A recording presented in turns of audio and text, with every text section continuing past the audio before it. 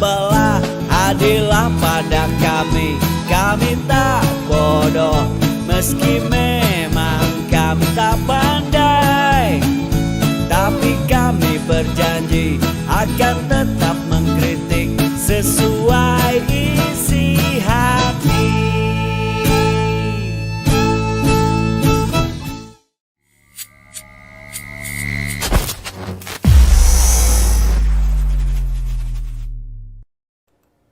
Bismillahirrahmanirrahim. Assalamualaikum warahmatullahi wabarakatuh. Salam perubahan, salam kedaulatan rakyat. Sahabat TJTN semua, ini untuk penguasa memang harus kita ingatkan terus-menerus, bijaklah dalam membuat peraturan. Jangan berat sebelah, jangan bikin taktik atau strategi yang membuat mata rakyat hari ini melihat ini ada kesewenang-wenangan. Ini ada ketidakadilan. Ya, kita lihat bagaimana Anies Rashid Baswedan terus dijegal dengan berbagai cara, mulai dari KPK, kemudian juga dari Bawaslu, kemudian juga dari orang-orang yang tidak dikenal, ormas-ormas yang tidak dikenal, yang nampak sekali itu seperti bayaran, mencoba menghadang Anies Baswedan dari mana-mana. Ya, kita tahu kemarin bahkan sudah sampai pada tindakan kriminalitas, membahayakan nyawa bukan hanya Anies Rashid Baswedan tapi bahkan juga pendukungnya.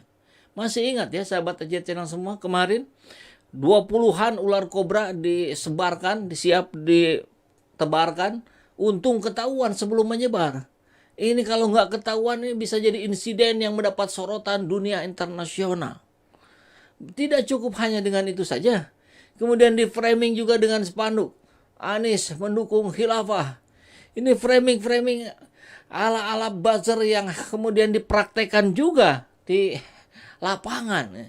Nah, kabar dari Banten, kabar dari Tangerang bukan hanya itu saja. Pada saat kemarin Pak Anies ke Tangerang, juga ada spanduk yang dipasang dengan begitu cepatnya ketika baru saja mereka mendengar kabar Pak Anies mau sholat di masjid itu. Langsung diberikan tulisan, tempat ibadah dilarang dijadikan tempat aktivitas politik praktis. Apa maksudnya?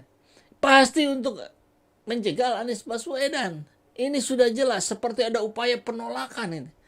Padahal ketika dicari tahu siapa ini yang pasang spanduknya, orang masjidnya saja nggak tahu, pengurus masjidnya saja nggak tahu. Kan ini luar biasa ini. Cara-cara kotor, politik busuk. Kalau disebutkan ini melanggar pasal sekian undang-undang pemilu dan segala macam. Hei, tahapan pencapresannya pun belum dimulai. Belum ada capres. Anies Baswedan itu bukan capres. Anies Baswedan itu baca pres, bakal calon. Baru bakal calon. Didukung juga secara resmi baru oleh Nasdem dan kemarin ditambah dengan Demokrat. PKS belum mendeklarasikan, insya Allah secepatnya. Jadi kesyarat saja belum memenuhi, 20%-nya saja belum memenuhi. Kok ini sudah keder? Kok ini sudah ketakutan yang luar biasa? Saya tidak mau ini menimpakan ini pada penguasa, tapi siapa lagi yang punya kewenangan, yang punya sarana prasarana untuk melakukan upaya-upaya pencegalan seperti ini? Kalau bukan penguasa, maka penguasa harus bertindak. Penguasa harus mencari tahu siapa ini yang pelakunya. Bahkan sebagian orang bilang ini luar biasa, hebat ya kakak pembinanya. Gercep sekali urusan Anies Baswedan. Kita lihat, mau sholat saja Anies dilarang. Mau berkunjung ke sini nggak boleh. Padahal katanya diremehkan. Katanya Anies itu bukan calon kuat. Katanya Anies itu nggak bakalan bisa jadi presiden. Kalau kalian yang punya keyakinan itu, termasuk para buzzer, ngapain Anda repot-repot ngomentarin Anies? Biarin saja dia beraktivitas. Artinya apa? Artinya Anies memang sebuah ancaman besar buat mereka. Siapa mereka itu? Saya nggak tahu. Tapi barangkali orang-orang yang menikmati korupsi hari ini. Barangkali orang-orang yang menikmati kolusi hari ini. Barangkali orang-orang yang menikmati nepotisme hari ini, yang mungkin itu akan terhenti pada saat Anies Baswedan menjadi presiden. Pengusaha-pengusaha dari luar negeri akan terseleksi dengan begitu ketat kalau Anies jadi presiden. Orang-orang tidak bisa melakukan dengan seenak jidatnya ketika dia memiliki jabatan tertentu. Bukan bisa jadi karena hal itu. Ya, kita lihat dari liputan6.com. Oke, kita lihat dulu nih. Yang sudah bergabung, wah luar biasa nih. Sudah hampir 200-an nih. Selamat sore ya, Bambang Riyadi. Udah kebangetan politik busuk yang menjegal Anies. Ya itu ya, astagfirullah nih Bu Ati. Melakukan kegiatan ibadah adalah hak. Orang mau sholat di masjid saja dilarang. Sulit saya meresponnya gimana itu. Iya begitu memang. Mau sholat dilarang terlalu. Semoga Pak Anies selalu dilindungi naungan Allah. Izinkan Indonesia dipimpin sosok Pak Anies ya Allah. Amin ya Allah ya Rabbal Alamin. Terima kasih doanya Ibu Sefit atau Bapak Sefit ini ya. Nah tentu pembelaan pasti datang dari mereka. Loh ini kan kenapa Anies mesti takut? Ini kan pengumuman umum. Lah, tapi spanduk itu dipasang beberapa saat sebelum Anies mau datang. Di masjid-masjid yang lain tidak ada. Berarti itu larangan untuk Anies. Berpikir pintar saja gitu ya. Oke, ada kabar. Baru ada kabar. Belum tentu datang juga. Bisa jadi Pak Anies jadinya sholat di masjid yang lain ya. Baru ada kabar Anies sholat di Masjid Al-Azam, muncul spanduk tempat ibadah bukan tempat politik. Padahal mau sholat bukan mau berpolitik, bukan mau kampanye. Kalau di masjid pasti sholat itu. Dan kan seperti biasa kita lihat Pak Anies, nggak tahu ya capres yang lain ada yang piawai gitu memberikan tausiah ceramah layaknya seorang pemimpin di eranya Rasulullah Muhammad SAW. Nampaknya nggak ada, hanya Anies Baswedan yang terbiasa gitu berbicara di atas mimbar. Muncul spanduk Anies Baswedan dikabarkan akan menggunakan sholat berjamaah di Masjid Al-Azam Tangerang. Ini kabarnya dari liputan6.com. Larangan beredar kabar bila Anies Baswedan akan melaksanakan sholat berjamaah di Masjid Raya Al-Azam, Kota Tangerang, disambut dengan spanduk larangan tempat ibadah dijadikan praktik politik Rabu 25 Januari. Jadi pada saat kemarin Pak Anies ke Tangerang ya, belum diketahui siapa yang memasang spanduk tersebut. Tuh, ini nih.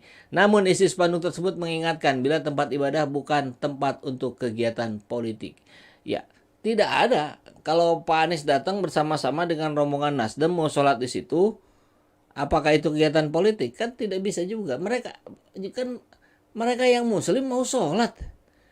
Masa kemudian dianggap politik? Ya, ini yang mau saya kasih tahu ya. Bagi orang-orang yang menganggap ini kabar yang memang seperti demikian. Yang memanfaatkan politik itu, ya, mohon maaf nih ya, mohon maaf. Ada tokoh partai politik, sudah jelas agamanya non-muslim, tiba-tiba dia pakai kopiah, ya. Itu yang punya televisi swasta itu cukup besar juga ya. Barangkali sahabat channel semua mayoritasnya juga sudah tahu. Datang ke masjid, datang ke pesantren, bagi-bagi Quran, bagi-bagi sarung, mungkin bagi-bagi amplop juga. Kemudian salaman, itu diciumin tangannya seperti mencium kiai, seperti mencium ustadz gitu ya. Padahal dia non-muslim. Dan dia ke situ dalam rangka kemudian menginformasikan partai politik. Atau Ganjar. Ya, Ganjarnya sih kayaknya nggak masuk ya. Tapi kita lihat kemudian di dalam masjid itu dibagikan sembako. Ganjar Pranowo. Tulisan di tasnya. Itu yang memanfaatkan masjid untuk mengambil suara. Anies ada nggak begitu? Nggak ada. Nggak ada begitu. Atau ada dulu ya yang ya mohon maaf saja kan kita juga mendengar ya bacaan Qur'annya, bacaan sholatnya juga kurang fasih, gerakannya juga kurang pas gitu ya. Tapi seperti yang dipaksakan kemudian jadi imam masjid, disorot gitu ya, disorot dari berbagai angle, dinaikkan ke media-media mainstream. Nah, Itu yang memanfaatkan masjid secara tidak benar. Kalau Pak Anies kan biasa di masjid, biasa memberikan khutbah ceramah. Dan ini kesini bukan mau khutbah ceramah juga, mau sholat. Ampun. Nah, kita lihat kabar selanjutnya. Tulisan spanduknya, tempat ibadah dilarang dijadikan tempat aktivitas politik praktis, ujar spanduk tersebut. Di konfirmasi terpisah, Ketua Bawaslu Kota Tangerang, Agus Muslim, mengatakan bukan pihaknya yang memasang spanduk di pagar Masjid Raya Al-Azham itu. Berarti bukan Bawaslu. Harusnya kan memang yang paling tepat adalah Bawaslu. Tapi kan Bawaslu juga di beberapa kegiatan sebelumnya mengatakan tidak ada pelanggaran yang dilakukan oleh Baca Pres Anies Baswedan. Kalau bicara ada istilahnya itu apa? Pelanggaran etik. Kalau pelanggaran etik itu loh yang katanya ketua KPK naik helikopter ya, sewaan pakai uang dari KPK ya, dengar-dengar begitu. Tapi kemudian kasusnya nggak jelas juga. Dia memperkirakan pemasangan tersebut hanya inisiatif dari masyarakat saja. Nggak mungkin kalau masyarakat saja. Kebayangkan siapa itu? Kalau kelompok masyarakat yang dipesan, yang diinstruksi, ya baru itu mungkin. Sebabnya beredar kabar bila bakal capres dari Nasdem itu akan melaksanakan sholat jamaah asar di masjid terbesar di Tangerang itu. Meski begitu, Bawaslu Kota Tangerang sempat mengonfirmasi ke pengurus Masjid Al-Azham untuk melaksanakan sholat asar. Kemarin juga sudah dikomunikasikan kaitan dengan roadshow AB ke pengurus DKM Al-Azham. Kebetulan diterimanya Humas DKM Al-Azham, kita sampaikan kaitan dengan hal tersebut dan betul bahwa Partai Nasdem bersurat ke Al-Azham untuk kegiatan sholat. Makanya mereka tahu, makanya mereka segera pasang spanduk. Makanya Bawaslu juga mewanti-wanti Partai Nasdem jangan sampai tempat ibadah baik masjid, vihara, gereja itu harus steril dari aktivitas kegiatan politik.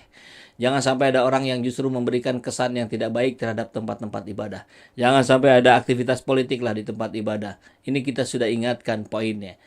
Nah, ini peringatan ini telak-telak ini diberikan ke Ganjar Pranowo gitu ya. Ke tokoh partai yang tadi sebutkan tadi, ketua umum partai yang non muslim tapi masuk ke masjid-masjid, ke gereja, ke pesantren gitu ya, bagi-bagi sembako dan sebagainya. Itu dong yang jelas-jelas memanfaatkan. Kalau Pak Anies memang sudah biasa ke masjid kok, sholat subuhnya selalu di masjid. Jadi fair lah, yang adil lah ya. Jangan karena sebegitu takutnya kemudian apapun aktivitas Anies Baswedan harus dijaga. Repot kalau begitu ya. Yang bergabung sudah makin banyak nih ya. Kita sapa dulu. Tadi sudah sebagian. Salam dari Taiwan Bang. Wah, Masya Allah. Terima kasih ya Taiwan. Semoga Pak Anies selalu mendapat perlindungan Allah. Amin. Sejatinya siang malam mereka sedang dilanda ketakutan. Makanya ide-ide dungu mulai dimunculkan. Terus belajar di nama akunnya. Oke. Agus Budiono, masjid apa itu Kang? Kali-kali masjid punya pribadi. Enggak, itu masjid yang terbesar di Tangerang tadi ya sudah diinfokan. Manisnya negeri ini dipimpin oleh presiden yang cerdas dan amanah, yang mencintai rakyat dengan negeri dengan ketulusan hati. Luar biasa ini satirenya ya. Masjid Diror. Oke, mereka yang melarang justru yang dimanfaatkan politikus. Ya betul. Ini saya sepakat nih dengan Endarti Supangat. Mereka yang memasang spanduk lah yang kemudian melakukan cara-cara busuk. Mereka mencoba menjegal dengan berbagai cara. Ya, orang mau sholat kok. Yang melarang sholat pasti pendukung pemimpin berijazah palsu. Ada ya pakai ijazah palsu ya. Waduh, siapa itu? Kalau otaknya masih waras sudah bisa menebak bahwa kebiasaan itu adalah pekerjaan orang-orang PKI. Ya berpaham komunis lah maksudnya ya. Betul ini. Kalau orang komunis kan anti agama ya. Bener Kang, itu yang namanya peci dipakai politik identitas. Dungu sekali yang bikin baliho, kan agendanya ada sholat, ibadah kok bisa-bisanya ditolak. Kecuali orasi politik di masjid baru bisa dilarang. Sholat doang dilarang, benar-benar udah keterlaluan. Cuma karena fanatik buta. Waduh, ini kalau kebanyakan mohon maaf ya tidak bisa dibaca semua. Gila amat, ini kewajiban Pak Anies sebagai seorang muslim kok dilarang, sudah keterlaluan dari Imam Khalid.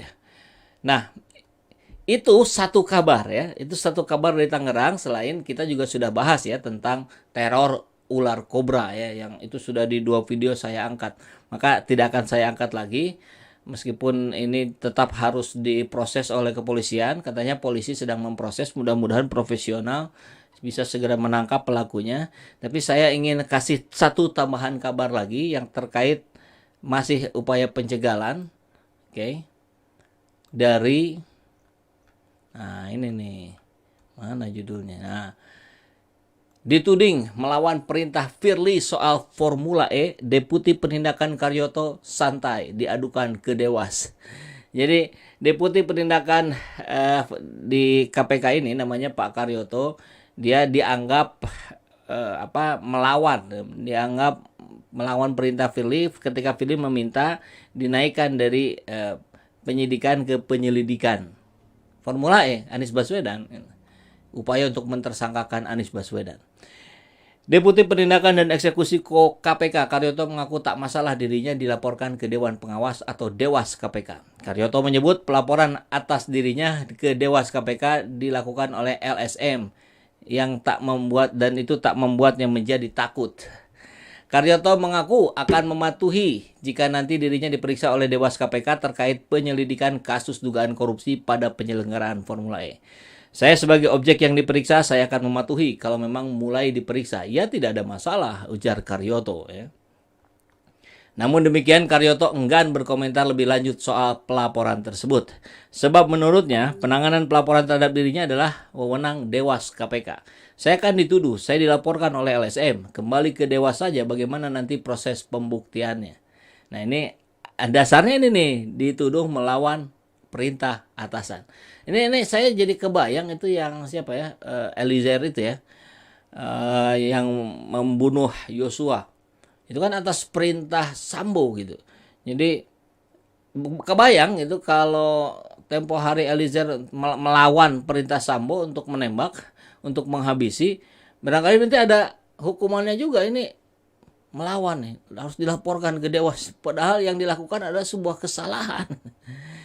Diberitakan sebelumnya Direktur Penyelidikan Endar Priantoro serta Deputi Penindakan Eksekusi Karyoto dilaporkan ke Dewas. Nah ini, mereka berdua dilaporkan karena diduga melawan perintah atasan terkait penanganan kasus dugaan korupsi penyelenggaraan Formula E di Jakarta yang masih dipimpin Gubernur Anies Baswedan. Ya benar, sedang dipelajari oleh Dewas, kata anggota Dewas KPK Harjono saat dikonfirmasi mengenai pelaporan Endar dan Karyato. Luar biasa ini ya. Jadi kita ingat tempo hari Kompas sudah membocorkan proses-proses yang terjadi di dalam KPK ya. Mereka sedang berupaya untuk terus mendesak BPK untuk melakukan audit ulang, padahal audit sudah dilakukan sebelumnya dan itu clear, tidak ada penyalahgunaan keuangan dan sebagainya. Kemudian gelar perkara katanya beberapa kali dilakukan dan Firly Bahuri meminta kepada Karyoto dan beberapa orang lainnya barangkali untuk segera menaikkan proses ini ke level yang lebih lanjut, sehingga ketika itu naik maka Anies nanti bisa dijadikan tersangka. Jahat bukan? Nah, beruntung Karyoto memiliki integritas ya minimal sampai saat ini ya, sehingga dia tidak mau karena tidak ada alasan untuk meningkatkan ke level yang lebih tinggi. Apa yang menjadi dasar? Kalau dia ada malah disitulah kesalahannya. Kan intinya begitu ya. Jadi ya ini makanya tadi di awal video kita bilang ini upaya-upaya untuk mencegah Anies Baswedan datang dari berbagai sudut. Luar biasa. Apalagi kemarin AHY sudah menegaskan Demokrat dukung Anies Baswedan resmi. Kemudian PKS walaupun mengatakan bahwa meskipun kami belum deklarasi, kami sudah clear mendukung Anies Baswedan. Saya kira ini sebelumnya saja mereka sudah begitu ketar-ketir melihat Anies keliling kemana-mana ya. Anies nu ngidar, nah aja nu keder ya. Waktu ya kita bahas kaosnya juga itu. Saya yang keliling kok Anda yang ketakutan ini. Nah ini ketakutan-ketakutan yang tidak berdasar ini sudahlah saya mohon hentikan, karena saya kira bagaimana kita mau memasuki kontestasi pilpres yang fair, yang pesta demokrasi loh namanya. Bagaimana ini menjadi sebuah pesta kalau isinya adalah ancaman, jegalan dan segala macam? Ayolah bertarunglah secara fair. Ya, berarti biar rakyat yang memilih. Jangan belum ada apa-apa udah sebegitu ketakutannya menggunakan kaki tangan para buzzer. Luar biasa. Ya sudah, yang pasti kita sih akan mengawal terus ya. Relawan Anies Baswedan, saya dari Komando Menangkan Anies Baswedan bersama Simpu relawan lain yang sudah berjumlah lebih dari 200 Simpu relawan akan terus membersamai Anies Baswedan. Kami juga meminta kepada semua pihak yang ingin bergabung untuk terus mencermati proses-proses yang terjadi hari ini, sehingga kita bisa bersama-sama untuk mengkritisi, untuk mengawal apapun yang menjadi proses-proses yang sedang kita lakukan. Mudah-mudahan Allah memberkahi. Assalamualaikum warahmatullahi wabarakatuh. Salam perubahan, salam kedaulatan rakyat.